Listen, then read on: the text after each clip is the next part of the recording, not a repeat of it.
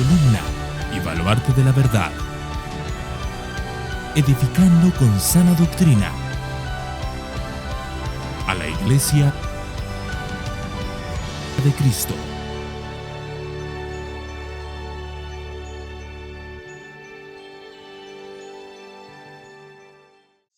Les voy a pedir que hagamos solamente una oración y entraremos en el texto de hoy.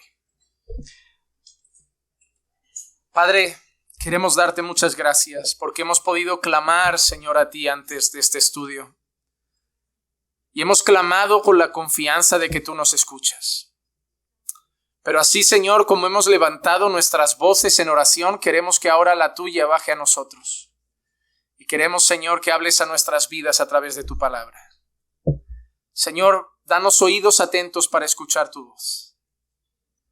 Cualquier cosa, Señor, que hay en esta sala, cualquier cosa es mucho menos importante que tú. Y nada debería distraernos del verdadero propósito por el cual estamos aquí, que es conocerte más. Así que, Señor, edifícanos, háblanos, Señor, instruye a tu iglesia. Te lo pido en el nombre de Jesús. Amén, amén y amén. Hoy seguimos con nuestra serie Primera de Timoteo y les voy a pedir que abran sus Biblias en Primera de Timoteo, capítulo 2, y los versículos 7 y 8 son los que vamos a estar trabajando. A partir del versículo 9 veremos cómo Pablo le dará un énfasis muy claro a la mujer. Y ahí dedicaremos un buen tiempo también. Estaremos hablando sobre la modestia, estaremos hablando sobre la piedad de la mujer, estaremos hablando sobre el desnudo en la Biblia. Serán temas muy interesantes. Pero hoy vamos a seguir con el versículo 7 y 8, que son los que nos corresponden. Y dice así la palabra del Señor.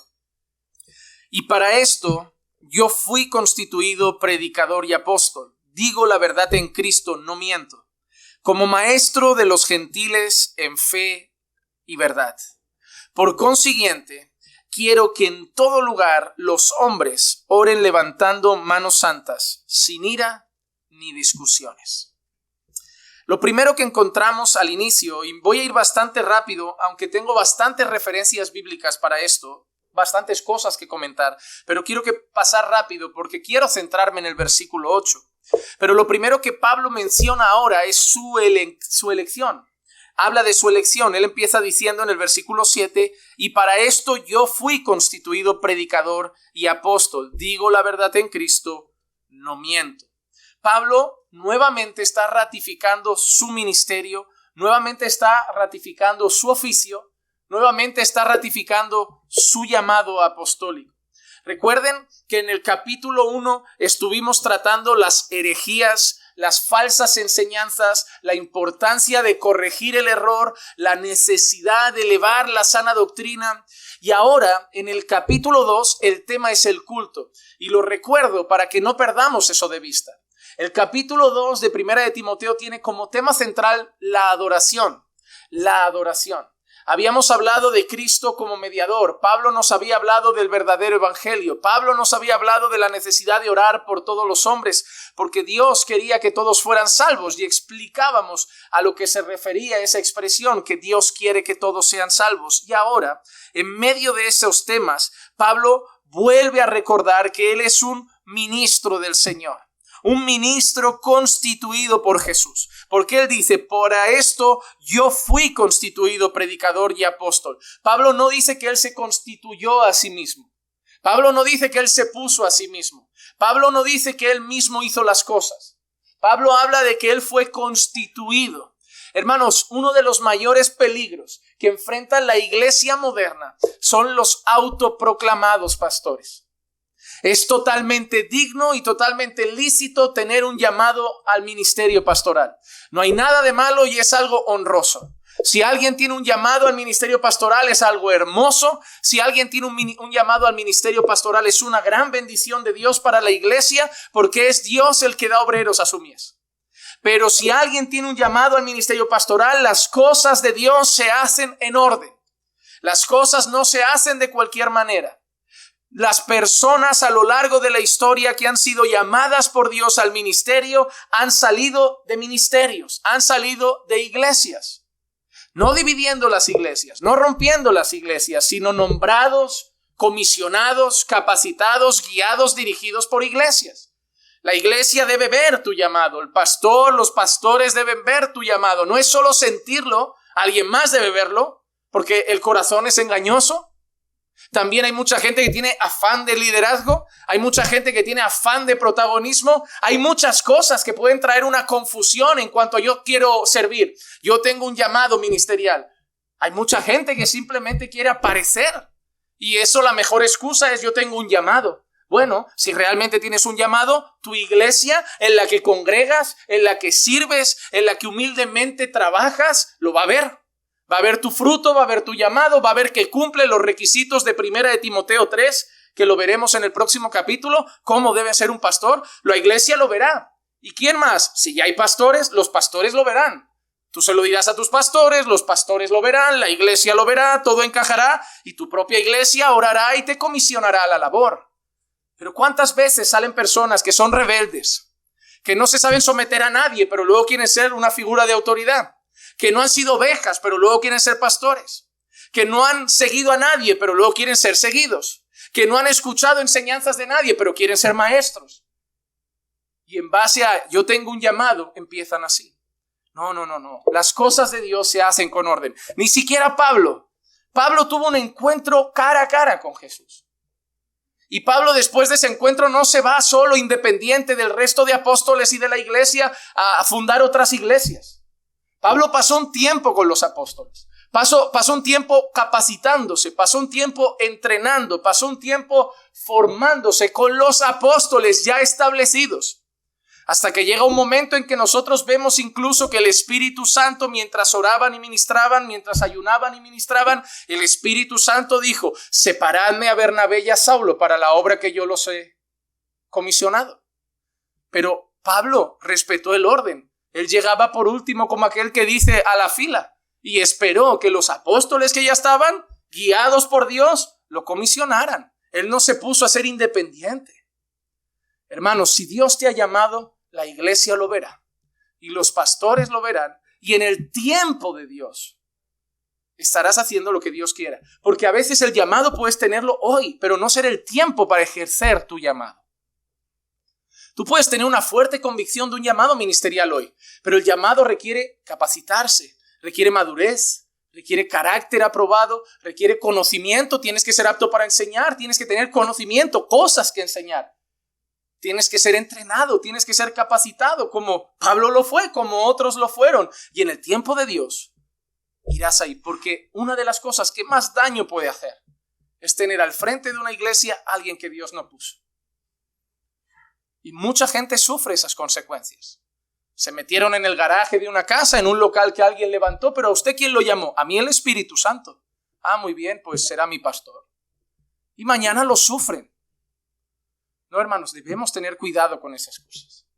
Las cosas de Dios se hacen con orden porque Dios es un Dios de orden. No es un Dios de confusión. Y Pablo recuerda que él fue constituido por Jesús. Colosenses 1:23 dice, si en verdad permanecéis en la fe bien cimentados y constantes, sin moveros de la esperanza del evangelio que habéis oído, que fue proclamado a toda la creación debajo del cielo y del cual yo, Pablo, fui hecho ministro. Él no se hizo a sí mismo, fui hecho ministro. Además, Pablo no solamente fue constituido por Jesús como apóstol, Pablo sigue siendo sostenido por Jesús. Mira lo que nos dijo en el capítulo 1, no sé si lo recuerdan, el versículo 11. Doy gracias a Cristo Jesús nuestro Señor, que me ha fortalecido porque me tuvo por fiel poniéndome en el ministerio. Porque al ministro que Dios llama, Dios lo sostiene. Esa es una convicción que tengo arraigada en mi corazón. Y en los peores momentos de mi vida espiritualmente o ministerialmente hay una convicción que sigue arraigada en mi corazón. Aquel a que Dios llama, Dios lo sostiene. Dios no te llama, te pone delante y te deja a la deriva. Ahora apáñatelas. No, Dios va contigo. Porque vas a servir a su iglesia. Vas a enseñar a su iglesia. Vas a trabajar con su amada, vas a trabajar con sus redimidos, vas a cuidar a sus ovejas, así que Él se va a encargar de que lo hagas bien. Dios no va a permitir que andes dañando a sus ovejas. Dios no va a permitir que andes enseñando cualquier cosa a su iglesia amada. Dios te llama, Dios te sostiene. Y Pablo dice que él fue constituido por Jesús, pero en el capítulo 1 Pablo nos decía que él había sido fortalecido, sostenido por el Señor también en su ministerio. Luego, nuestro versículo, mira lo que dice: y para esto yo fui constituido predicador y apóstol. Esto nos recuerda también las tareas ministeriales de Pablo. Las tareas ministeriales de Pablo. Romanos capítulo 10, versículo 14 nos dice así: ¿cómo pues invocarán a aquel en quien no han creído? ¿Y cómo creerán en aquel de quien no han oído? ¿Y cómo irán sin haber quien les predique? Un texto que claramente nos llama a compartir las buenas nuevas de salvación. Un pasaje que claramente nos llama a predicar el evangelio. Nos lo dice a la carta a los romanos el apóstol Pablo, alguien que fue puesto por el Señor a predicar el evangelio. Y es algo curioso, porque en una de las cartas de Pablo, Pablo incluso dice: y suerte que yo no bauticé a muchos. Yo no sé si has leído ese pasaje en una ocasión, que Pablo es como diciendo: yo prediqué, pero yo no me metí en bautizar gente. Pablo tenía claro su llamado. Pablo era un plantador de iglesias. Pablo era un sembrador del evangelio. Pablo era Miren, el trabajo de Pablo hoy, lo más parecido es un misionero. Porque Pablo tenía un perfil pastoral, sí, porque cuidaba y pastoreaba la iglesia y ancianos de las iglesias. Pablo tenía un perfil evangelístico, sí, porque su tarea principal era predicar el evangelio. Pablo tenía un perfil de maestro, sí, porque nos lo dirá ahora también. Segunda de Timoteo, capítulo 1, versículo 11, Pablo dijo: pero lo cual yo fui constituido predicador, apóstol y maestro. En su segunda carta, mira cómo se define: predicador, apóstol y maestro. Sí, Pablo tenía perfil pastoral, Pablo tenía un perfil evangelístico, Pablo tenía un perfil de maestro. Pero Pablo, a lo que hoy vemos en cuanto a ministerio se trata, era lo más parecido a un misionero. Pablo no paraba mucho tiempo en el mismo lugar durante todos los años pensando en echar raíces y que esa sería su iglesia local por siempre. Pablo llegaba, predicaba el evangelio, capacitaba hermanos, dejaba ancianos y Dios lo llevaba a otro sitio. Es muy parecido a la tarea que hacen los misioneros, plantadores de iglesias. El Señor los lleva a lugares recónditos, los lleva a la selva, los lleva a ciudades, a pueblos de la sierra, y ahí trabajan duro. Y ahí durante el tiempo que el Señor quiera predican el evangelio, alcanzan pecadores, empiezan a discipular, ven dones que Dios va dando a la iglesia, ve llamado de Dios, establece ancianos y a orar para otro lugar. No todos somos llamados a lo mismo. Hay gente que será misionero, hay gente que serán pastores, hay gente que serán maestros, hay gente que serán predicadores, hay gente que serán diáconos, hay gente que servirán en otras áreas. No todos tenemos que querer lo mismo, porque cada uno tiene un llamado del Señor. Pero la tarea principal, ya sea predicando o ya sea enseñando, la tarea principal es una siempre: proclamar las Escrituras. Proclamar las Escrituras. En 1 de Corintios capítulo 1 y el versículo 21, Pablo dice: porque ya que en la sabiduría de Dios el mundo no conoció a Dios por medio de su propia sabiduría, agradó a Dios mediante la necedad de la predicación salvar a los que creen. Hay algunas traducciones y creo que Reina Valera tiene esa palabra, dice mediante la locura de la predicación.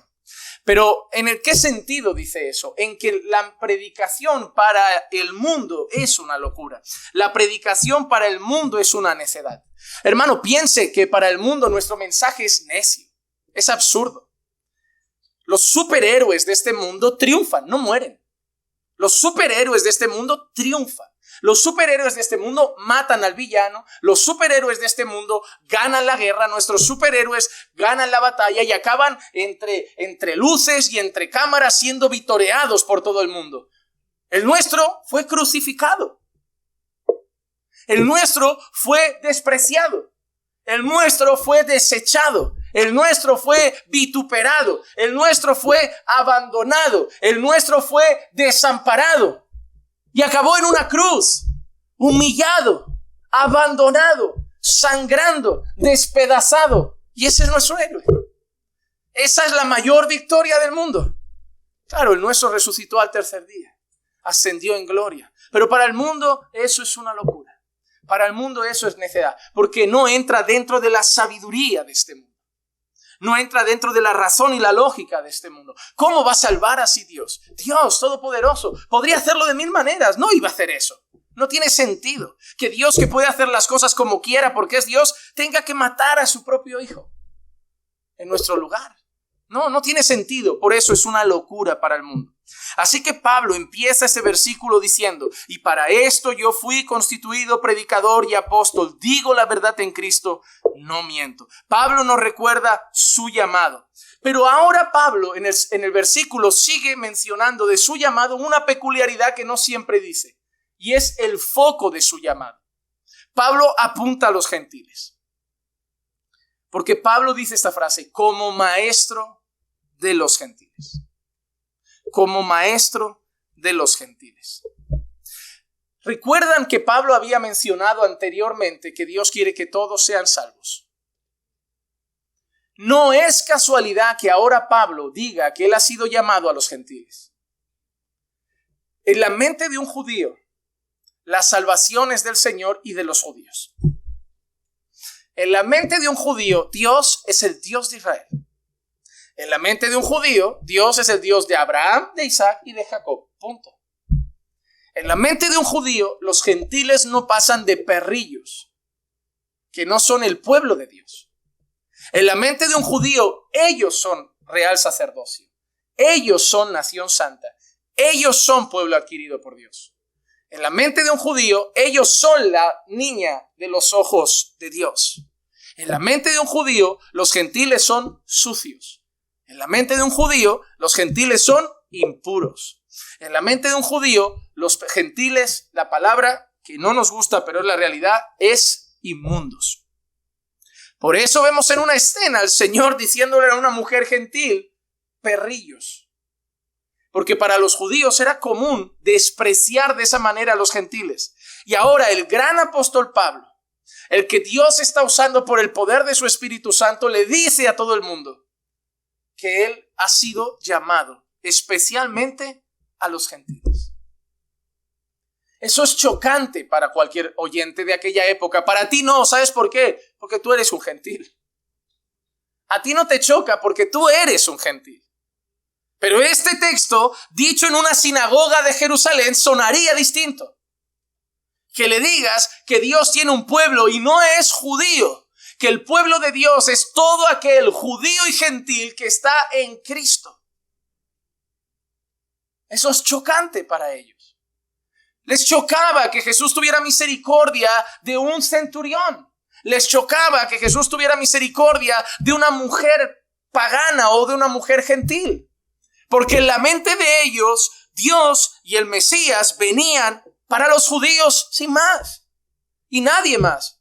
Pero no es el relato de las Escrituras. Y ahora que Pablo acababa de decirnos que Dios quiere que todos sean salvos, es decir, personas de todo tipo de nivel social, personas de la política y personas pobres, personas ricas y personas necesitadas, hombres y mujeres, esclavos y libres, judíos y gentiles.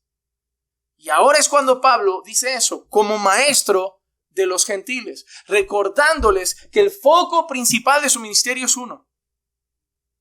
Hermanos, es interesante, porque no está diciendo que además yo voy a predicar a todo el mundo. Eso lo dan por hecho, pero además Pablo enfatiza su foco principal. Los gentiles. O sea, sí, si hay judíos, yo predico, pero a por donde voy es a por el pueblo gentil. Para un judío eso es perder el tiempo. Un desperdicio de tiempo. Pero era el foco de Pablo, y Pablo lo recuerda. Pablo había sido llamado a alcanzar a los gentiles. En Hechos capítulo 9, el versículo 15 y el versículo 16, dice así. Pero el Señor le dijo, ve, porque Él me es un instrumento escogido para llevar mi nombre en presencia de los gentiles, de los reyes y de los hijos de Israel, porque yo le mostraré cuánto debe padecer por mi nombre. Cuánto debe padecer por mi nombre. Ese es el llamado de Pablo. Había un hombre que tenía que ir a orar, que tenía que ir a encontrarse con Pablo, pero tenía miedo. Conocían a Saulo, conocían su pasado, conocían su violencia, conocían sus antecedentes, conocían su odio hacia el pueblo cristiano. Pero mira lo que el Señor le dice a ese hombre: ve, porque es instrumento escogido para llevar mi nombre en presencia de los gentiles, de los reyes y de los hijos de Israel. Pastor, pero aquí también dice de los hijos de Israel. Yo no he dicho que a los judíos no les iba a predicar. También dice los reyes, pero Pablo se pasó el día predicando a reyes. No. ¿Pablo predicó a algún rey? Sí. ¿Pablo predicó a alguna autoridad política y civil? Sí. ¿Pablo predicó a judíos? Sí. Pero el foco principal eran los gentiles. Y hay una cosa interesante. En tu manera de escribir no es tan importante, pero en la manera de escribir de un hebreo, el orden es muy importante. El orden es muy importante, porque como veremos luego, te darás cuenta que ahora va a empezar a hablar de los hombres, de las mujeres, de los jóvenes, pero ¿por quién empieza? Por los hombres. Cuando da instrucciones a maridos y mujeres, primero apuntará ¿a dónde? Siempre va a apuntar en un orden que para Dios es referente, que para Dios es importante. Y lo primero que Dios le dice a ese hombre es: ve, porque es instrumento escogido para llevar mi nombre, mi palabra, en presencia de los gentiles. Primero los gentiles. El foco principal de Pablo eran los gentiles. Y esto nos enseña otra cosa. Pablo dice que él ha sido llamado como maestro de los gentiles. Pero habían otros apóstoles y otros siervos que tenían otras tareas encomendadas en otras direcciones. Y esto nos enseña algo, que Dios reparte el trabajo. Mira lo que dice Gálatas capítulo 2 y el versículo 7 al 9. Gálatas capítulo 2 y el versículo 7 al 9. Sino al contrario, al ver que se me había encomendado el evangelio a los de la incircuncisión. Mira lo que ha dicho. Se me había encomendado el evangelio a los de... ¿Quiénes son en esa expresión los de la incircuncisión? Los gentiles, ¿verdad? Mira que dice: así como Pedro lo había sido a los de la circuncisión. ¿Quiénes son los de la circuncisión? Los judíos. Porque aquel que obró eficazmente para con Pedro en su apostolado a los de la circuncisión, también obró eficazmente conmigo en mi apostolado a los gentiles. ¿Has dado cuenta? 2 apostolados en 2 direcciones. Son apóstoles de Cristo, pero la meta diferente para cada uno. Pedro, quédate en Jerusalén. Y tú trabaja con los judíos. Pablo, vete a andar por Grecia. Vete a andar por las zonas de Turquía. Vete a andar por Asia Menor y predica a los gentiles. Porque tengo que alcanzar tanto a judíos como a gentiles. Si os dejo a todos en Jerusalén, solo hay judíos. Si me los llevo a todos a Éfeso, si me los llevo a todos a Corinto, si me los llevo a todos a Tesalónica, prácticamente solo hay gentiles. Pero yo tengo un pueblo formado por judíos y gentiles. Así que id y predicad cada uno en su lugar. Eso es maravilloso. Y al reconocer la gracia que se me había dado, Jacobo, Pedro y Juan, que eran considerados como columnas, nos dieron a mí y a Bernabé la diestra de compañerismo para que nosotros fuéramos a los gentiles y ellos a los de la circuncisión. Para aquellos que creen que el apóstol Pablo es el gran líder que no rinde cuentas a nadie, yo no sé si acabas de entender lo que Pablo ha dicho. Ha mencionado a 3 hombres y dice que eran considerados columnas. ¿A ti qué te representa una columna? Un pilar, algo que sostiene un edificio. Algo que sostiene un edificio. Y acaba de decir que Jacobo, Pedro y Juan eran considerados columnas. ¿Y qué hicieron con Pablo y Bernabé? Les dieron la diestra de compañerismo. ¿Saben qué significa? Nosotros lo llamamos echar una mano. Pablo, el gran Pablo, no se fue sin rendir cuentas a nadie. Él fue con la ayuda y con la bendición de gente que era considerada columna en el pueblo de Dios, como en este caso Juan, Pedro y Jacobo. Hermano, Pablo no era un llanero solitario. Pablo no era un llanero solitario. Es más, en ocasiones Pablo volvía a reunirse con los apóstoles. La iglesia es una. Los siervos caminan juntos, pero hay mucho que hacer y lo que hace Dios es dividir el trabajo. Es como cuando todo el mundo quiere ser. Imagínate que todo el mundo en una iglesia, varones, ¿qué queréis ser? Yo pastor, y tú pastor, y tú pastor, y tú pastor. Aquí no. ¿Pero por qué aquí no? Porque aquí ya hay. Aquí ya hay. No, pero yo quiero ser pastor y vivir aquí. No, a ver, tú quieres mucho. Entonces, tú no le das prioridad a tu llamado. Tú quieres encajar tu llamado en tu agenda. Quiero vivir en Barcelona y tengo un llamado, entonces para Barcelona. No, tú vas donde tienes el llamado y ahí haces tu vida. No es haces tu vida y te traes tu llamado. Tú vas donde te llaman y ahí construyes tu vida. Porque hay mucha gente que empieza a construir su vida y dice, tengo un llamado pastoral. ¿Tienes el ministerio? Ves orando, ves ofreciendo ofertas de trabajo, capacítate, porque aquí ya hay dos y allí no hay uno. ¿Dónde hace falta más? Ah, no, pero esta es mi iglesia. No, tu iglesia es la iglesia del Señor. Esta es nuestra iglesia ahora y sí, para muchos era nuestra iglesia siempre. Pero hay gente que quiere el llamado donde ellos quieren y cuando... No va así, no va así. No va así. Las cosas no funcionan de esa manera. Porque Dios tiene que repartir el trabajo. Porque Dios tiene que alcanzar todas las naciones. Porque el evangelio no se puede quedar en Hospitalet. Tiene que ir a Judea, a Samaria y hasta los confines de la tierra. Y sí, vamos a preparar pastores y vamos a preparar maestros y vamos a preparar misioneros, pero también tendrán que preparar la mochila. Porque no todos estarán en el mismo lugar. Habrán otros aquí, claro que sí, a más pueblo, más pastores. Claro que hará falta. Porque esto nos enseña una cosa. Pedro, tú para la circuncisión. Pablo, tú para la incircuncisión. ¿Por qué? Porque hay mucha obra, porque la mies es muy grande y necesito obreros en todas partes. Hay personas, plantad una iglesia allí. Como la gente nos pide a Caminando por Fe, escriben, pidiendo que se planten otras iglesias de Caminando por Fe en otros lugares. Pero hermanos, eso es una necesidad.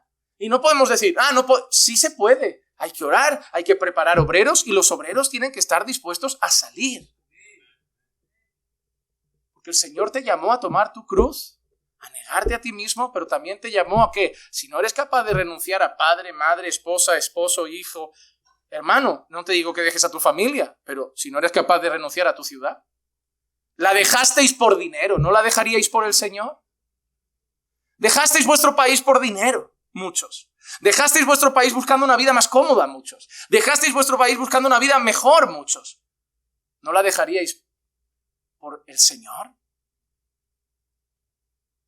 Hay mucha obra que hacer y Dios reparte el trabajo. Bueno, no, pues mira, yo me quedo aquí, pastor, y tú te vas para allí. No. Porque yo sé a lo que me ha llamado el Señor. Y no voy a dejarte el trabajo de 12, 11 años para que tú lo cambies en 12 meses. Porque esto es lo que el Señor nos pidió a nosotros.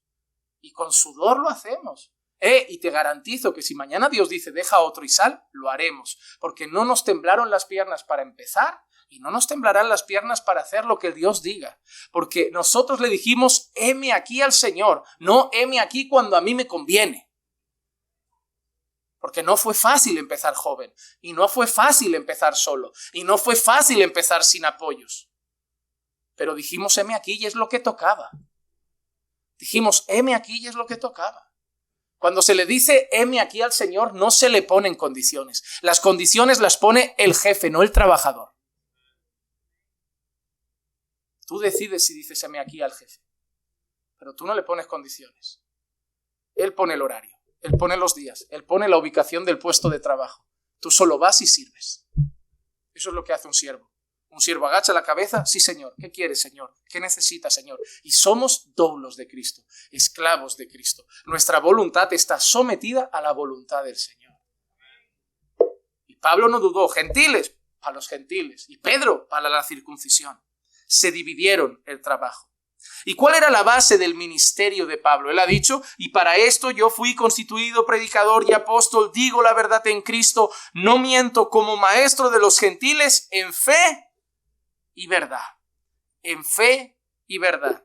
En primer lugar, en fe. ¿Por qué? Porque hay un llamado a creer el evangelio. En Hechos 14:27. Cuando llegaron y reunieron a la iglesia, informaron de todas las cosas que Dios había hecho con ellos y cómo había abierto a los gentiles la puerta de la fe.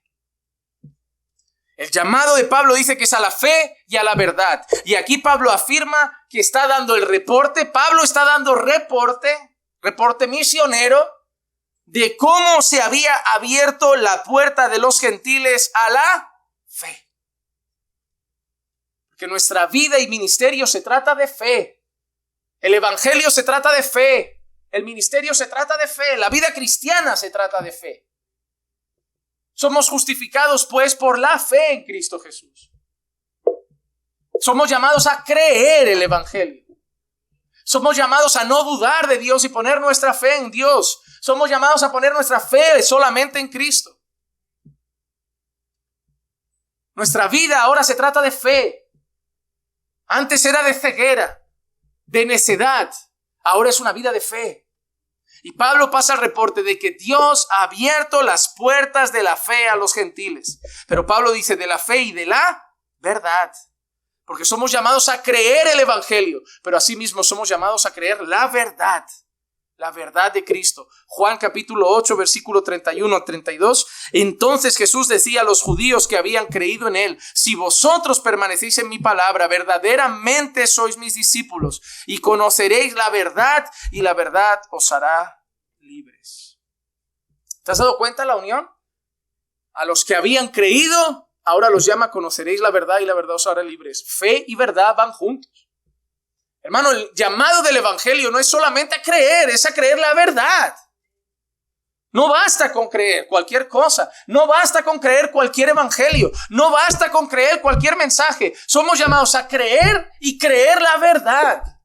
El Señor Jesús nos abrió la puerta a la fe, pero también nos abrió la puerta a la verdad. Fue la verdad la que nos hizo libres y debemos seguir anclados en la verdad. Yo niego rotundamente a esas personas que le quitan importancia a la doctrina en la iglesia. Pastor, la doctrina divide. ¡Claro que divide! Divide a un falso profeta de un verdadero siervo. Divide a un falso pastor de un verdadero. Divide una falsa iglesia de una verdadera. Divide el verdadero evangelio del falso evangelio. La doctrina es sumamente importante porque divide la verdad del error. La doctrina es crucial. Todo lo que somos es doctrina. La doctrina, no, lo que importa es Jesús. Jesús es doctrina. Llevamos clases los martes hablando de Jesús, como 5 clases ya. Todo es doctrina sobre Jesús, porque importa lo que creemos de Jesús. Porque no queremos cualquier Jesús. No queremos cualquier idea de Jesús. No queremos cualquier concepto de Jesús. Queremos la verdad de Jesús. La doctrina importa. La verdad importa. No es negociable. Se puede negociar hasta la paz, pero no la verdad. La paz siempre que sea posible. La verdad a toda costa. Yo voy a intentar tener paz con cualquier pastor.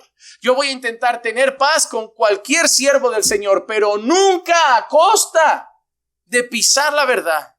Y de ser políticamente correcto. Y mirar a otro lado cuando mentiras son anunciadas. No, hermanos, no. Paz siempre que se pueda. Pero la verdad siempre sí o sí. La verdad no es negociable. Porque paz en la mentira lleva al infierno. No, el amor es primero. El amor de la verdad, no el amor en la mentira. El amor en la verdad. Porque tu discurso me suena al que me dicen los homosexuales. Lo importante es amar. No importa quién, es el amor. No.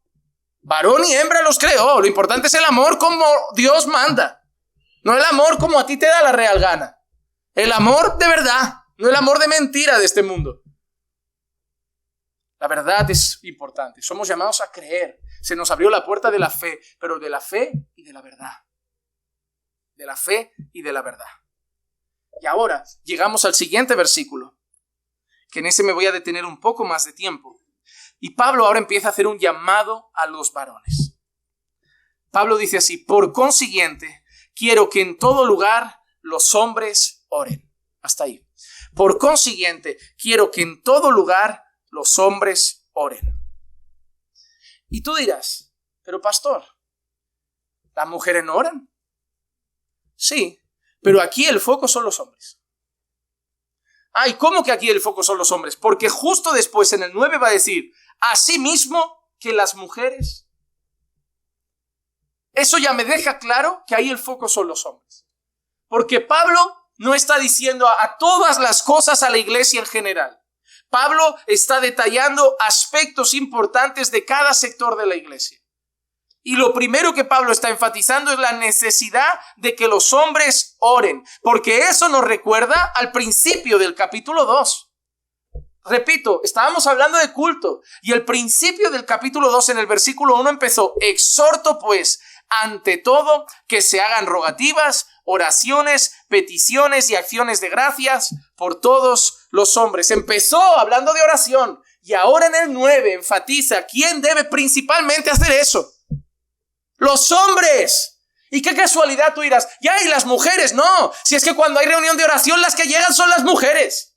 Si es que cuando hay ayuno las primeras son las mujeres. Si es que cuando se queda para orar las primeras son las mujeres. Pero ¿sabes quién no suele orar? Los hombres. Así que Pablo sabe a quién tiene que ponerle las pilas en la oración. Porque luego, en el siguiente versículo, cuando se dirige a las mujeres, les va a hablar de modestia, de pudor y de decoro. Y tú dirás, ¿y los hombres? Sí, los hombres también. Pero los hombres vanidosos que van marcando pectorales, que van con sus tirantitos y metrosexuales, son de nuestra época. En aquella época Pablo no veía mucha necesidad de decirle a los hombres que se vistieran con pudor, porque los hombres eran varoniles, eran machos, no estaban afeminados, no eran metrosexuales. Entonces sí, aplica a todos, pero el foco en aquella época eran las mujeres. Y el foco en aquella época para la oración eran los hombres. Porque quien debía regir las cosas eran ellos. Quien debían dirigir las oraciones eran ellos. Quien debía alzar primero la voz eran ellos. Y cuando hay una reunión de oración no se escuchan hombres. Hermanos, repito para que nadie se me pierda. Todo lo que veremos en todos los otros versículos puede aplicar de alguna manera a toda la iglesia. Los hombres también se deben vestir con decoro. Los hombres también se deben vestir con modestia. No es para ellas decoro y para nosotros, venga, de cualquier manera, lascivos. No. Pero debes entender que en aquel contexto el foco de Pablo era ese por algo. Y claro que las mujeres oran. Hay bastantes pasajes en la Escritura donde mujeres oran. Pero Pablo hace un llamado a los hombres. ¿Pero por qué? Porque para el hombre es fácil decir, nosotros predicamos y ellas ya oran. Predica y ora. Predica y ora. Porque los hombres también oran. Los hombres también oran. En este mundo que nos dicen los hombres también lloran, yo te digo, los hombres también oran. Este mundo te dice que lloramos y yo te digo que deberíamos orar, no llorar. Porque eso es lo que te dice este mundo. Los hombres lloran. Busca tu lado femenino. Sé un hombre, portaos varonilmente. Eso es lo que dice la Biblia. A mí que no me venga la historia de que los hombres lloran. Si yo tuviera un hombre llorica en casa dirigiendo esa familia, tendría miedo todos los días. Pero yo tuve un gallego, bruto, que yo decía, aquí pueden venir 6 ladrones que de una manotaza se lo llevan los 6. Pero si mi padre andara llorando por las esquinas cuando había crisis económica, llorando por las esquinas cuando había luchas, llorando por las esquinas, yo pensaría, en cualquier momento nos echan de casa, en cualquier momento nos desahucian, esta familia se cae en pedazos. Pero ese hombre no llora. Ese hombre no llora, ese hombre no nos cuenta un problema, que no los tenía. Claro que los tenía. Pero los problemas no son para los niños, los problemas no son para las damas, los problemas son para los hombres. Porque debemos echar esos problemas sobre nuestros hombros y llevar esos problemas a Jesús. Ahí podemos llorar. Ahí sí, en la intimidad, con el Señor. Pero delante de nuestra casa firmes, varoniles, soldados, hombres. Y eso no es machismo. Eso es hombría, que es muy diferente. Porque han pasado del machismo a hacer mujeres en vez de hombres. Hombres flojos, hombres vagos, hombres que se hunden en un vaso de agua, hombres que andan desorientados en la vida, que se ahogan con todo, viven deprimidos, afanados, tristes, en el psicólogo. Ay, tengo ansiedad. Venga, espabilate. Espabilate que Dios te ha hecho varón. Te ha hecho varón para liderar tu casa, para liderar a tus hijos, para liderar a tu esposa. Necesitan ver en ti seguridad, necesitan ver en ti fortaleza, necesitan ver en ti confianza. Ellos pueden ser hasta una ayuda, pero tú eres el varón. Yo digo esto y en la calle, de machista para arriba. Pero si quieres te lo refuerzo con las Escrituras. Y a mí no me importa lo que las calles me digan. Yo voy a hacer lo que Dios dice que debo ser. Porque el mundo lo está intentando hacer a su manera y no van tan bien las cosas, No están yendo tan bien. Las casas no van tan bien, los hijos no van tan bien, las familias no van tan bien, las calles no van tan bien. Creo que esa es la prueba de que la manera del mundo no es la buena. Sería muy diferente este mundo si fueran las cosas a la manera de Dios. Hombres como Dios manda, mujeres como Dios manda. Pablo está apuntando a los hombres. Porque Pablo ha empezado diciendo que en el culto se debe orar por las autoridades, se debe orar por los reyes. ¿Y quiénes son la voz elevada en el culto? Debe ser el varón. La mujer siempre es la ayuda, la compañera. El hombre es la voz principal, es la cabeza, es el líder principal, es el pastor de la casa. Y en la iglesia Dios ha dado varones también como figuras de autoridad. Las mujeres oran, claro, son grandes mujeres de oración, son grandes intercesoras. Gloria a Dios por las mujeres que oran día y noche, pero no significa que el hombre se debe relajar, debemos orar. Y por eso Pablo dice, quiero que en todo lugar los hombres oren, que hacen muchas cosas, pero no están orando. Ahora yo te llamo a ti, varón, ¿cómo está tu vida de oración? No me importan los libros que te están leyendo. No me importa cuántas prédicas ves. No me importa si te has visto toda la serie de Renueva tu Mente de R.C. Sproul, si te has leído todos los libros de MacArthur o si eres un teólogo en potencia. Te he preguntado cuánto oras. Porque los libros de Sproul, los libros de MacArthur y las predicaciones, para mí que no han cambiado tu orgullo todavía. Para mí que no han cambiado tu soberbia, para mí que no han cambiado tu pereza, para mí que no han cambiado tu carácter. ¿Sabes por qué no cambia? Porque tu cabeza está embotada, pero el corazón no está siendo moldeado por el alfarero. Y el alfarero está esperando que pases horas en la rueda para darle forma al torno, para darle vueltas y darle forma. Y eso es la oración. Por eso tenemos hombres altivos, hombres rebeldes, hombres con mal carácter, hombres gritones, hombres iracundos, hombres altaneros, hombres que no oran, hombres que sus mujeres tienen que hacer todo, hombres vagos, hombres perezosos, hombres afeminados, hombres flojos, porque no están con Dios. Y Dios es la fortaleza, Dios es el que transforma, Dios es el que santifica.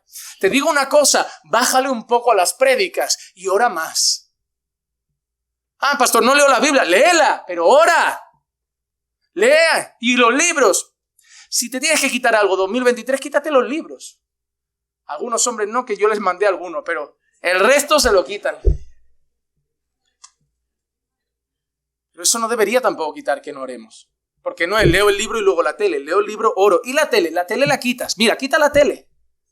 Quita Facebook, quita Instagram, cierra ya tus redes si te quitan tiempo, cierra ya tus redes si te estorban, cierra ya tu televisión si te estorba. Pero pastor, ¿qué hago? Vengo del trabajo, leo la Biblia, oro, luego estoy con mi mujer, luego con mis hijos y para mí, para ti, la muerte.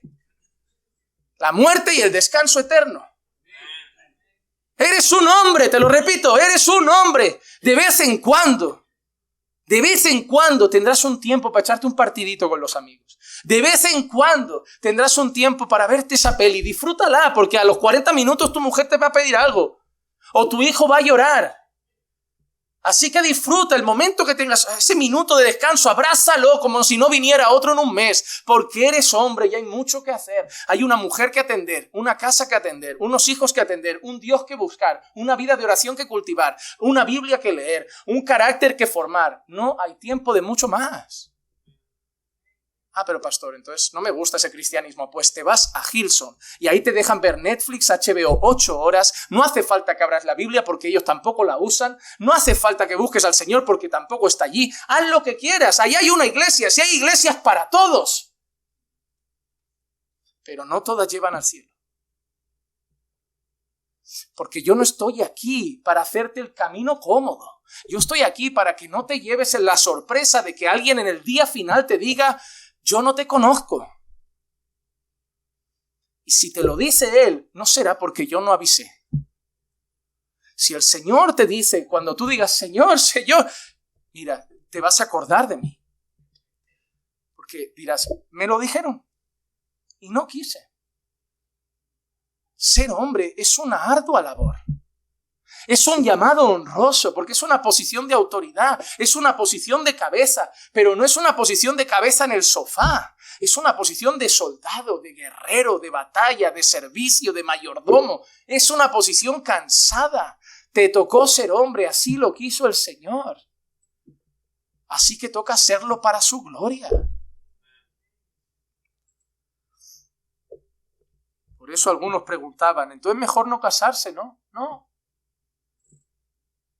Porque el matrimonio era trabajo, era responsabilidad hasta que la muerte nos separe. Sí, si quieres más tranquilidad, sí, el soltero tiene menos obligaciones. Nadie te obligó a casarte, te quemabas, te casaste. Y luego los niños, pues ahora más. Y son una bendición, pero requieren trabajo. ¿Crees que ser pastor es divertido? No es divertido. Ser pastor no es divertido. Ser pastor es una ardua labor. De vez en cuando pasas ratos con los hermanos y te invitan a comer, pero a lo mejor 2 horas cada 2 semanas. El resto del día es estudiar, es orar, es buscar del Señor, es dar consejería, es visitar a los que lo necesitan, es abrazar al que está decaído, es enseñar los martes, es predicar el jueves, es predicar el domingo, es salir de viaje y predicar en otra iglesia. Servir al Señor no es divertido, es una honrosa labor que hacemos. Es una bendición que te haya llamado para eso. Y pregúntale a un pastor cuándo se jubila un pastor. Pregúntale. Dime qué pastor está pensando en llegar a los 65 para jubilarse. Porque aquí estaremos mientras quede aliento. Pero ¿y cuándo descansamos? Si yo espero que me llegue la jubilación, ¿para qué? ¿Para no hacer nada? Esa es la mentalidad del mundo, no hacer nada. Deberías decir, ojalá me llegue la jubilación para darle al Señor por lo menos 8 horas al día que ahora les tengo que dar a mi trabajo. Porque tendré más tiempo para servir al Señor, no para ir a pescar. No para ir a pasear por la montaña ni a ver obras, para servir al Señor. No te quejas ahora de que no puedes servirlo mucho porque trabajas. Pues cuando te jubiles, sírvelo. 8 horas al día. Sales a las 7 de la mañana a evangelizar y vuelves a las 4 de la tarde a casa. Ya tienes tiempo. Nada te lo va a impedir. Y encima te llegará un sueldo a final de mes. Pero no queremos. Si al final son excusas. Porque estamos muy cómodos y nos gusta, no nos vamos a engañar, nos gusta la tele, nos gusta la comodidad, nos gustan los videojuegos, le gusta la carne. Por eso espiritualmente andamos secos. No, los hombres son llamados a orar. Otra cosa que dice nuestro versículo es que quiere que en todo lugar los hombres oren. Eso no se limita solo a la iglesia, aunque está enfocado en las iglesias. Esa expresión está enfocada en las iglesias de todos los lugares. Pablo está diciendo que todos los hombres de todas las iglesias oren, pero hay una realidad, no hay un lugar preciso para la oración. Por ejemplo, se ha orado desde los lugares más sombríos. Lamentaciones capítulo 3, 55 y 56. Invoqué tu nombre, oh Señor, desde la fosa más profunda. Desde la fosa más profunda. O se ha orado desde las comodidades de un templo. En Hechos capítulo 3, versículo 1, y cierto día Pedro y Juan subían al templo a la hora 9, la oración. Tienes a un hombre que ha orado desde la fosa más profunda y tienes a otros hombres que van al templo a orar. Pero en la fosa más profunda o en el templo, ¿qué están haciendo? Orar. Hemos visto Jonás, se puede orar hasta desde el vientre de un pez. Jonás capítulo 2 y versículo 1. Entonces oró Jonás al Señor, su Dios, desde el vientre del pez. Y mira, quería poner solo para que veas que hasta en verano podéis orar ahí, si queréis. Porque se puede orar en una playa. Hechos capítulo 21, versículo 5. Y pasados aquellos días partimos y emprendimos nuestro viaje, mientras que todos ellos, con sus mujeres e hijos, nos acompañaron hasta las afueras de la ciudad. Después de arrodillarnos y orar en la playa, mira lo que se va a la playa. Este verano ya sabes lo que tienes que hacer en la playa, ¿eh? Después de arrodillarnos y orar en la playa. No de comer bocadillos. No de jugar a vóley. Se puede jugar a vóley, se puede comer un bocadillo, pero también se puede orar en la playa. También se puede orar. Nos despedimos unos de otros. ¿Por qué, amados hermanos? Porque el lugar no define la oración. El lugar no define la adoración. El lugar no define lo que estamos haciendo. ¿Recuerdan estas palabras de Jesús en Juan capítulo 4 y el versículo 21? Jesús le dijo: mujer, créeme, la hora viene cuando ni en este monte ni en Jerusalén adoraréis al Padre. En la mente de los judíos de aquel entonces, así como de los samaritanos, había lugares precisos para la adoración. Para un judío, ¿dónde se adoraba? En el templo de Jerusalén. Para otros pueblos, en aquel monte. ¿Y qué le dice Jesús? Va a llegar un día, el templo no va a estar. No me vais a adorar ni aquí, ni me vais a adorar allí. Pero para la gente religiosa le quitas su objeto y ya se pierde. Ahora no hay culto. Si no me ponen la cruz, ¿dónde está Jesús? Si no me ponen las velas, esto no es un culto. Si no me ponen las imágenes, si no me ponen las estatuillas, esto no es una iglesia. Porque hay gente que necesita simbología religiosa. Pero ¿tú crees que había mucha simbología religiosa en los tiempos de Noé? ¿Crees que había mucha simbología religiosa en los tiempos de Abraham? Hermano, te voy a decir una cosa. Cuando pienses en judíos, y esto yo creo que es lógico lo que voy a decir y que nadie se me asuste. Los judíos, los primeros, no tenían ni gorrito en la cabeza, ni llevaban las trenzas, ni tenían esas ropas blancas y negras. Los judíos de los tiempos antiguos eran hombres simples. Vestían sus túnicas, no tenían kipá. Hermano, lo que nosotros vemos son judíos a partir del siglo XVI, XVII, que se empezaron a formar esas indumentarias. Hermano, el judaísmo que tú ves hoy en las calles, el judaísmo que tú conoces hoy no es el judaísmo original de las Escrituras. Eso espero que lo debáis saber. Espero que entendáis que el pueblo judío primero no andaba vestido así, que no tenían esas sinagogas igual que ahora. Y Dios un día lo que nos está enseñando es que va a recuperar la sencillez de la adoración. Y Jesús lo dice, va a llegar un momento que no me vais a adorar ni en este monte ni en este templo. Porque lo que el Señor busca no es gente que va a un lugar, el Señor busca gente que lo adore en espíritu y en verdad. ¿Qué quiere decir con esto? Que si estás en casa, ora. Que si has venido hoy a la iglesia a la hora de la oración, está bien, ora. Y que si mañana quedamos por la noche para orar, ora. Pero si mañana estás de camino al trabajo y hay caravana en el tráfico, aprovecha y ora un rato en el coche. Con los ojos abiertos. Que no me quiero que me llame, pastor, ven a buscarme, que le he dado un golpe al de delante, iba orando y noté que ya no avancé. Pero ¿quién nos ha dicho que no podemos abrir los ojos para orar? ¿Cuántas conversaciones no habremos tenido nosotros en el coche con el Señor? Rotos por dentro, teniendo un mal día, diciendo, ayúdame porque hoy no llego a las 5. O ya este ritmo no acabo bien. ¿No os ha pasado? Y esa oración no vale, porque no estaba de rodillas, porque no estaba en la iglesia, porque no estaba con los ojos cerrados. A lo mejor fue más sincera que la de la iglesia. Porque aquí oré porque tocaba orar, pero allí oré porque lo necesitaba. No, siempre necesitamos orar. Pero lo que Pablo nos está enseñando es que quiere que los hombres oren. Y hermano, te digo yo, que si no estás orando suficiente, y te lo digo con el corazón de un pastor que te ama, si no estás orando suficiente, no es porque no tienes tiempo. Y tampoco es porque no tienes lugar. Es porque no quieres.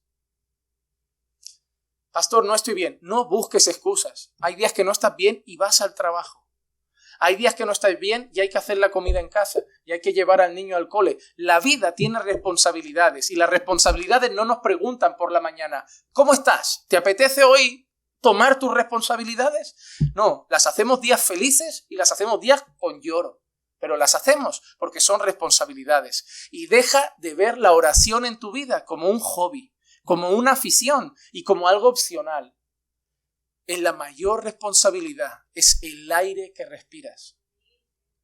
Necesitamos orar, necesitamos pasar tiempo con el Señor. De camino al trabajo, ora. En tu ratito de descanso para la comida, saca 10 minutos y ora un poco más. Regresando al trabajo, a casa, ora. Por la noche antes de acostarte, 10 minutitos. Pero si vas sumando, le has dado una horita al Señor. Pero estás orando todo el día. Camina con Dios como Enoc. Y ya verás cómo cambia un hombre que ora. Al final, hermanos, se trata de orar en cualquier lugar, de adorar en cualquier lugar, porque el Señor llama a una adoración universal. Malaquías capítulo 1, versículo 11 dice: porque desde la salida del sol hasta su puesta, mi nombre será grande entre las naciones, y en todo lugar se ofrecerá incienso a mi nombre y ofrenda pura de cereal, pues grande será mi nombre entre las naciones, dice el Señor de los ejércitos. Y eso es lo que quiere Pablo, que en todo lugar oremos. Cuando dice se ofrecerá incienso, piensa que esa expresión nosotros no la tenemos que tomar literalmente. No tenemos que traer incienso, porque la Biblia también habla que nuestra adoración sube como un olor fragante delante del Señor. Hermano, tu oración es el incienso del Señor. Tu adoración es el incienso del Señor. Y el Señor dice, llegará un día que en todo lugar del mundo se me va a adorar.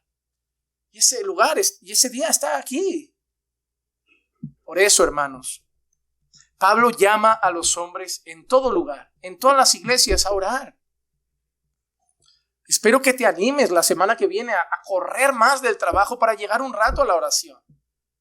Que mejores tu vida de oración. Sobre todo, yo sé que las mujeres oran.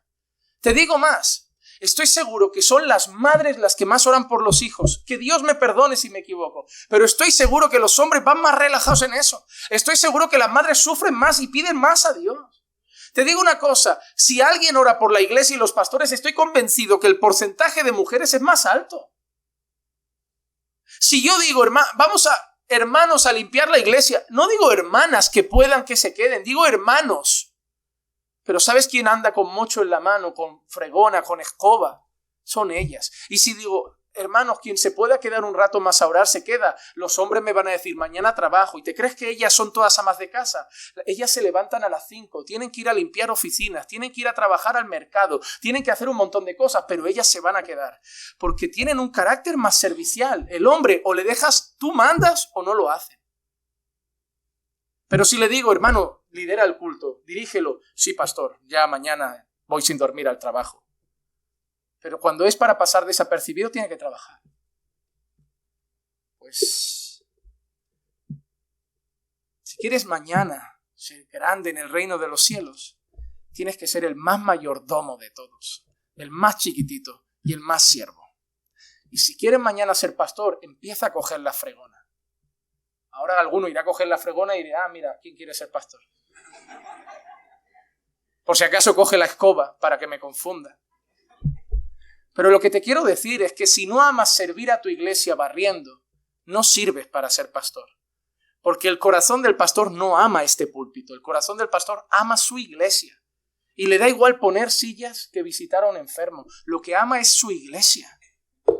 El privilegio está en servir, no de qué manera, en servir. La pregunta que le hacía yo a veces a mi pastor en mi antigua congregación solo era, ¿qué puedo hacer? Me daba igual el qué. ¿Qué falta? ¿Hay que barrer? ¿Hay que abrir? ¿Hay que fregar? ¿Hay que llevar un hermano en coche? ¿Qué puedo hacer? Porque el privilegio era servir. Servir, me daba igual. El púlpito, el suelo o la portería. Era servir. Era servir. Eso es lo importante. Así que Pablo está llamando a la oración, especialmente a los hombres, pero vamos a aplicarlo a la iglesia. Manos. Y ahora Pablo dice con un gesto, alzando las manos en santidad, levantando manos santas. Quiero que en todo lugar los hombres oren, pero mira qué expresión, levantando manos santas. Vale, tenemos que entender dentro del contexto bíblico lo que Pablo quiere decir, porque ahora la gente va a decir, es obligatorio orar levantando. No, pero Pablo lo dice por un motivo. Primer motivo, porque era una costumbre del pueblo judío. El pueblo judío tenía la costumbre de orar así. Para ellos todo tenía un significado. Piensa que era un pueblo de mucha simbología, de todo lo hacían por algo. ¿Qué te parecen estas manos?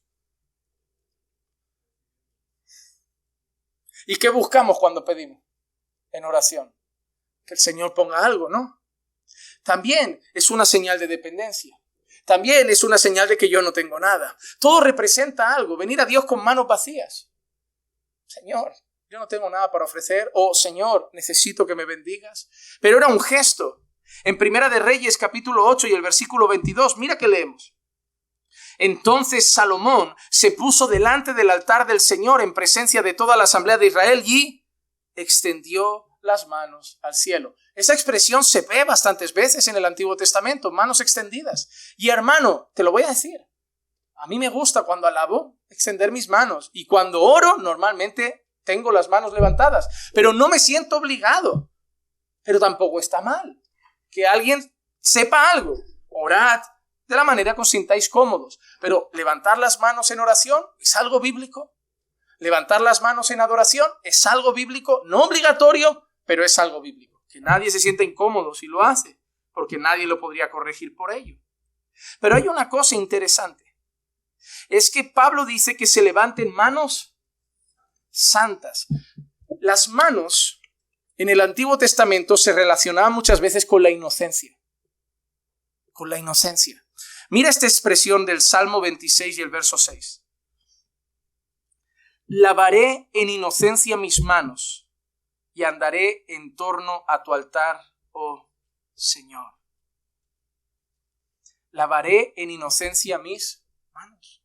¿Crees que se refiere literalmente a lavarse las manos? Pero relaciona las manos con la inocencia. ¿Recordáis cuando David quiere hacer el templo? ¿Qué le dice Dios a David? ¿Por qué tú no puedes hacerlo, David? Tus manos están manchadas de sangre. ¿Crees que literalmente sus manos estaban manchadas de sangre? Pero le había entendido, ¿verdad? Eso es una expresión que todavía decimos, tener las manos sucias. Lo relacionamos con alguna falta, con alguna cosa mal hecha, con algo, una ley incumplida, porque relacionamos las manos con esa inocencia. Es como cuando Pilato se lava las manos. Nosotros tenemos esta expresión en España, yo me lavo las manos. ¿Pero qué es? Yo no voy a ensuciar mis manos con la vida de este inocente. Las manos limpias, ¿eh? Yo no lo metí en la cruz, yo no lo he matado, yo me lavo las manos y que otro tome la decisión. ¿Verdad que es eso? Pero las manos no son realmente lo que Dios mira. Pero esa es una manera simbólica, metafórica de decir cómo estaba el corazón. No, tú tienes las manos sucias. ¿Por qué? Tu corazón está mal. Cometes pecado. Eso es lo que representaba. Por eso Dios rechaza algunas manos alzadas. Porque no basta con levantar las manos. Y hay gente que a lo mejor está cantando y levanta las manos y el Señor no sirve. Mira lo que dice Isaías, capítulo 1, el versículo 15 y 16. Y cuando extendáis vuestras manos, ¿qué dice? Cuando extendáis, porque era costumbre para los judíos extender sus manos al cielo. Mira lo que dice, esconderé mis ojos de vosotros. Sí, aunque multipliquéis las oraciones, oh hermano, si levantas las manos no lo voy a ver. Y aunque te vengas a orar toda la noche, ni caso. ¿Te imaginas a Dios que te dice eso para el domingo? Ven el domingo y canta lo que quieras que ni te escucho. Levanta tus manos, ven aquí, el primero, para mí como si no estuvieras. ¿Tú te imaginas que Dios te dijera eso? Pues si se lo dejo a ellos, te lo puede decir a ti también. Ahora la pregunta importante es, ¿qué habían hecho para que Dios lo viera así? Vuestras manos están llenas de sangre. Lavaos, limpiaos, quitad la maldad de vuestras obras delante de mis ojos, cesad de hacer el mal. Te lo voy a explicar de una manera para nuestro tiempo y que lo entiendas. Si durante la semana te la pasas pecando y viviendo en fornicación y viendo tonterías en la tele inmorales, no me vengas el domingo a darme culto que para mí como si no estuvieras en la sala. Eso es lo que el Señor ha dicho. Para la gente quedas bonito con tu voz, para los hermanos quedas bonito porque no fallas a un culto, pero el Señor te dice, para mí, como si no estuvieras aquí, ¿eh? Pero pastor, entonces el Señor no quiere el culto. De cualquier manera, no. El Señor no le ha dicho no levantéis las manos, no hagáis oraciones, pero el Señor les ha dicho algo primero. Id primero, ¿y qué tenéis que hacer? Quitad la maldad de vuestras obras. Cesad de hacer el mal. Hermano, un corazón contrito y humillado, Dios no lo desprecia, pero una vida que peca y viene como si nada, Dios no la recibe. Eso está claro. Eso está claro. a hipocresía, a Dios nadie le gana, ¿eh? Nadie le gana en el sentido de que nadie lo engaña, ¿eh? A mí sí. Yo te puedo llegar a poner como diácono, como pastor, misionero y lo que tú quieras, porque a mí me engañas. A mí eres aquí una cosa y en casa otra y yo me lo voy a creer. Pero debería darte temor, porque mañana vas a estar delante de Él, no delante de mí. Y a mí no me va a matar el Señor, porque el Señor, yo soy hombre, yo veo lo que ponen delante de mis ojos, yo no tengo cámaras en las casas, y mi trabajo tampoco es poner una webcam escondida en el salón de cada hermano. Yo veo, yo oro, yo busco, pero soy limitado. Tranquilo, Juan Manuel, que el juicio no lo vas a hacer tú. Y yo lo veo todo. Y yo lo veo todo. Tú sabes que hay gente que canta y Dios no les escucha, que predican y Dios... Y lo peor es que Dios es tan bueno que va a usar a esos mentirosos para salvar almas. Pero mañana esos mentirosos arderán en el infierno. Porque Dios los conoce. Yo puedo hacer aquí el mayor papel de mi vida y todo el mundo decir, tenemos un pastor que es un siervo de Dios. Y puedo ser un actor. Pero hay alguien que tiene ojos en todos los sitios. Si tú solo tienes temor a aquellos que pueden matar la carne, vas a vivir muy tranquilo. Pero yo te recomiendo tener temor de aquel que puede enviar tu alma al infierno. Ahí tu vida cambia. ¿Por qué? Porque cuando vayas a hacer el mal en tu casa o ver algo inapropiado o tratar de una manera inapropiada a tu esposa, vas a hacer así. No hay nadie. No hay nadie. No hay nadie. No hay nadie. Siempre hay alguien. Cuando tienes temor del que está en el trono, siempre está. Y vas a frenar. Y vas a frenar. Pide a Dios en oración que ponga en tu corazón más temor de Dios. Más temor de Dios. Porque es el principio de la sabiduría. Por eso Pablo nos llama a levantar las manos santas. Un llamado a una oración santa. El Salmo 24, 3 y 4 que dice, ¿quién subirá al monte del Señor? ¿Y quién podrá estar en su lugar santo? El de manos limpias. Mira qué expresión. El de manos limpias. El de corazón puro. El que no ha alzado su alma a falsedad ni jurado con engaño. Eso es una vida santa, amados hermanos. Eso es una vida santa. Eso es una vida santa. Pastor, ¿eso quiere decir que el Señor rechaza todo nuestro culto si hemos pecado? No. Pero si es hipócrita, sí. Porque si has pecado, vienes al culto, lloras, te quebrantas, pides perdón y Dios lo recibe. Pero si vienes como si nada, eso no es culto. Eso no es culto. El Señor recibe el culto de gente pecadora que se arrepiente, pero no de hipócritas que fingen estar bien. Ese no. Y termina el versículo diciendo, levantando manos santas, y añade, sin ira ni discusiones. Sin ira ni discusiones. Y, hermano, eso está relacionado con orar por las autoridades. ¿Te acuerdas que Pablo había dicho que se ore por los reyes y los que están en autoridad? ¿A quién le apetece orar por nuestro querido presidente? ¿A quién le apetece levantar manos santas con un corazón bondadoso por el señor Pedro Sánchez y todas sus leyes maravillosas tan cristianas? A nadie.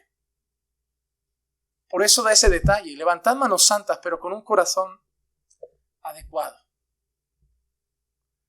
Con un corazón adecuado. Porque por ahí hay gente pidiendo la muerte de presidentes.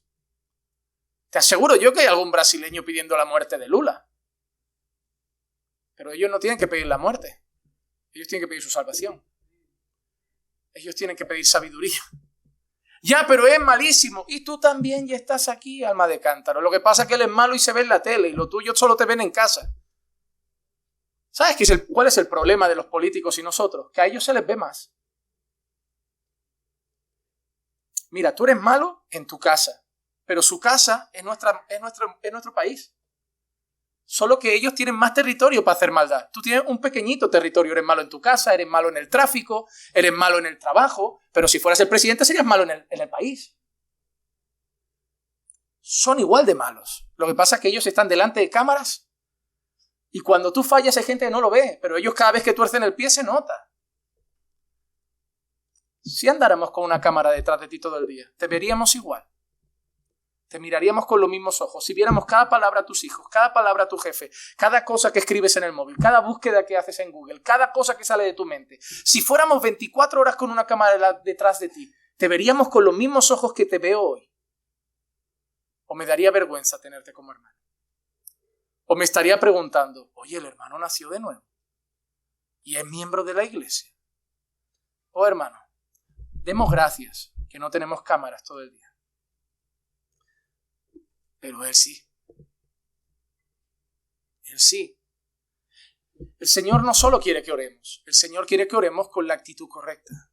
El Señor quiere que oremos cuidando de tenernos una vida santa y piadosa. Y el Señor quiere que oremos teniendo un corazón adecuado. En primer lugar, sin ira ni discusiones, nos recuerda que debemos vaciar el corazón de todo rencor.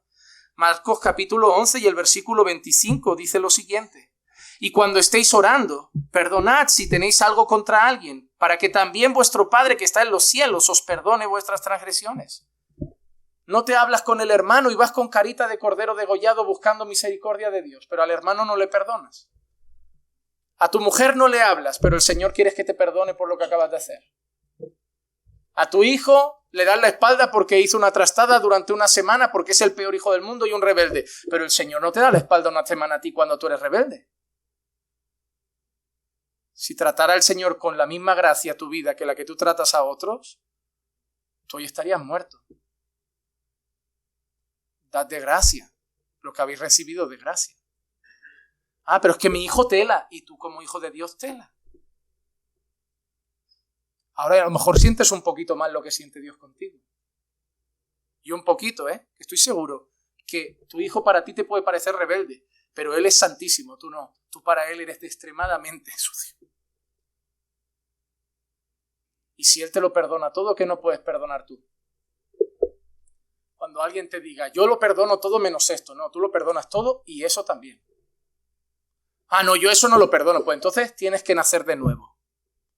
Ah, no, ¿cómo? Pues sí, porque el Señor lo perdona todo y la Biblia dice que debemos perdonar como Cristo perdonó.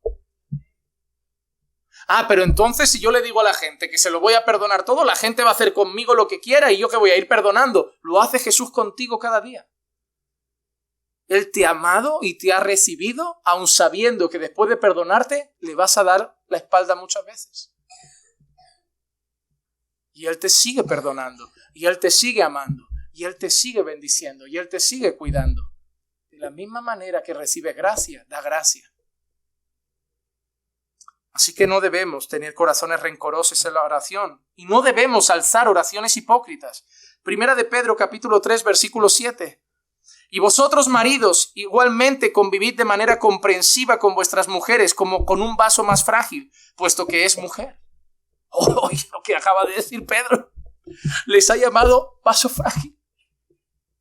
Y mira lo que dice. Cuídala como un vaso frágil, porque es una mujer.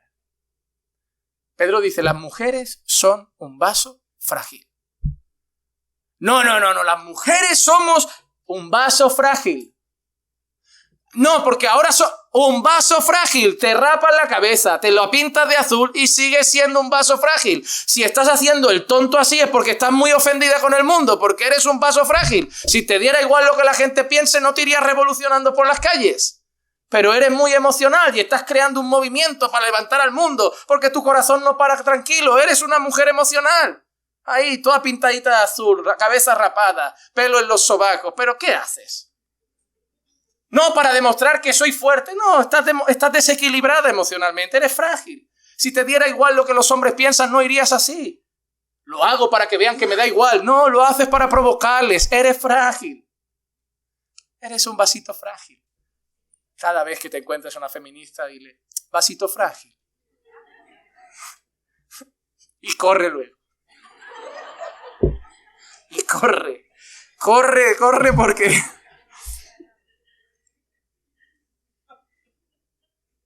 Pero maridos, tratar a las mujeres así es un mandamiento. Ah, pero es que yo me da igual también como tú eres. Dios dice que la trates así. Ah, pero es que a mí mi padre no me dio cariño. Pues tú le vas a dar a tu mujer lo que a ti no te dieron. Es así de sencillo. ¿Qué pasa? Que se trata de lo que me han dado, yo lo replico. Me dieron guantazos, yo doy guantazos. Me dieron abrazos, yo doy abrazos. No, me dieron mal, yo doy bien. Porque yo soy un hijo de Dios. Mi padre a lo mejor no lo era. Y yo no voy a tratar a mi mujer como la tratan otros hombres a sus mujeres, porque yo soy un hijo de Dios. Y yo, si tengo que calmar mi temperamento y tratarla como un vaso más frágil, lo haré, porque no es mi colega, no es mi amigo y no es otro hombre. ¿Tú quieres que tu mujer sea femenina? Trátala como una mujer. Porque también hay hombres brutos que la tratan como hombres y luego quieren que sean princesas. Tú la vuelves un ogro. ¿Quieres una mujer delicada? Trátala con delicadeza. ¿Quieres una mujer dulce? Trátala con dulzura. ¿Quieres una mujer que parezca frágil? Trátala como un vaso frágil. ¿Es así? Las mujeres también tienen hombres afeminados porque ellas son autoritarias y los tienen aplatanados, amedrentados. Ellas gritan, ellas y están ahí los hombres como un niño. Es como otro hijo más en casa, pero la culpa es de ellas que son un monstruo.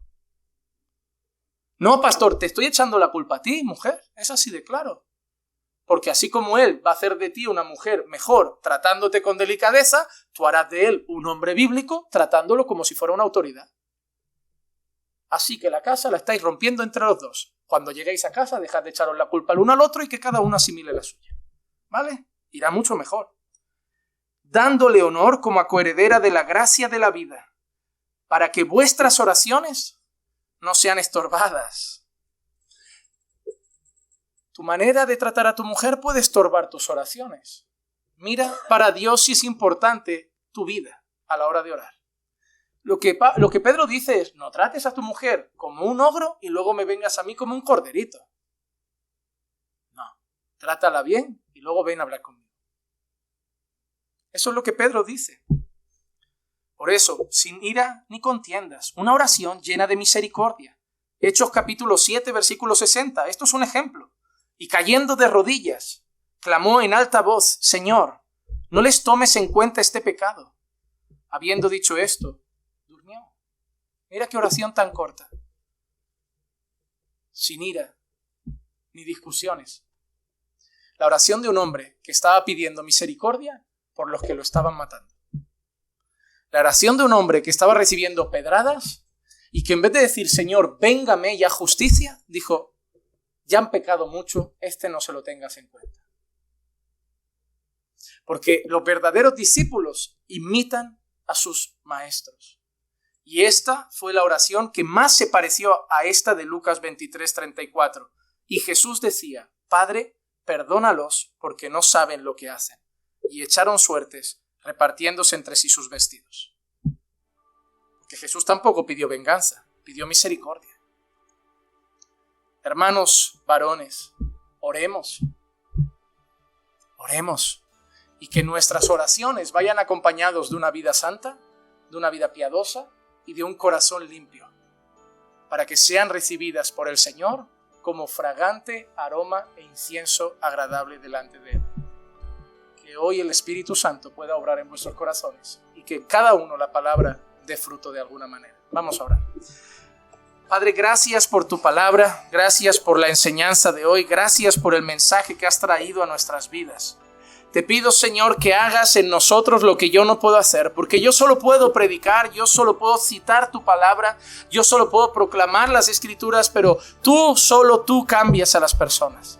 Transforma las vidas, Señor, transforma los corazones, santifícanos para hacer nuestras oraciones más puras, más dignas y más santas delante de ti. Y levántanos a los hombres como hombres de oración. Levántanos, Señor, a dejar la pereza a un lado en las cosas espirituales y tomar, Señor, las riendas de nuestros hogares en oración. Haznos hombres que oran, porque para eso también nos llamaste, Señor.